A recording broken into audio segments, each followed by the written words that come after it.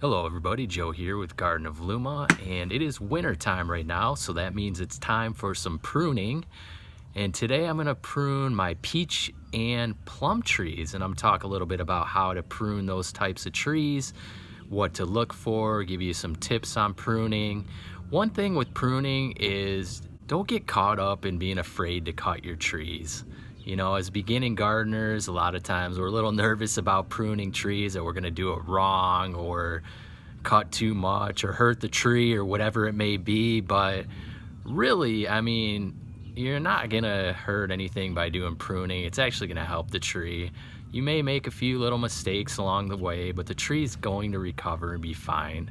So let's take a look and talk a little bit more about it today. All right, this is going to be the first tree that I'm going to prune here, and I'll show you guys just some before and after. So this is what it looks like now. This is my Sprite Delight cherry plum. It's probably about 12 feet tall. I just want to head this guy back a little bit.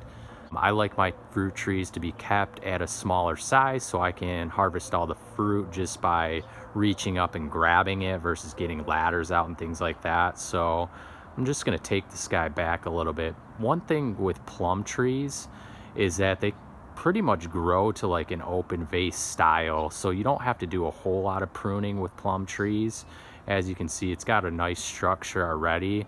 What I'm really going to do on this tree is just take out a lot of the stuff in the center and just open up the center a little bit more for airflow and things.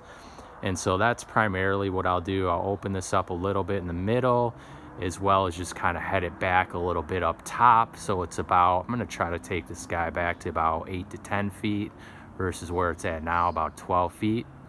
And so that's what I'm going to do here with this Sprite Delight cherry plum tree, which is multi-grafted. So anytime you have like a cocktail tree or a tree you've grafted several different varieties onto, or it's a multi-graft or whatever it may be, just keep that in mind when you're pruning as well, so you're not taking out like one of those grafts or cutting one variety way back so you won't get fruit off of that variety. And so anytime you are pruning, definitely make sure you use your rubbing alcohol here to clean your pruning shears or loppers or whatever it may be. You do not want to be sitting here pruning one tree, going from one to another and spreading diseases and things like that. So, all right, I'm going to prune this guy back and show you what it looks like afterwards. So as you can see, here it is now. Okay, so next up is my peach tree. This is an early grande peach tree. And as you can see, it's pretty dense in here. And peach trees are very vigorous. I mean, you can take a lot off of these. You don't have to worry too much about pruning these guys back too hard because they are vigorous growers. This is only about 3 years old. And so I'm going to thin this out quite a bit, as you'll see afterwards here. Again, a lot of this central stuff in here in the middle is what you're gonna want to take out. And if you're just getting started with a young tree, you want to make sure you establish some nice scaffolding branches down below here. So as you can see, I have 4 that you can see that are thicker. Here's one of them here, to form that open vase there. And that's going to be good for holding fruit and just letting air and light into the tree. So as you're just starting out, try to form that open vase structure, establish those main scaffolding branches. You know, get like 3 to 5 good scaffolding branches early on, and that makes it a whole lot easier for the structure of the tree to hold fruit, to prune, let air in and light in and different things. Another thing to keep in mind, both when pruning peaches and plums, is as you can see here, these little branches that come off the sides here are going to be your fruiting spurs. So you don't want to take all those off of there. I'll show you the plum here. So the plum has smaller little fruiting spurs. So those guys that come off the sides of the main branches, you don't want to take all those off of there because that's where you're going to get your fruit. And so when's a good time to prune is another big question people ask about pruning.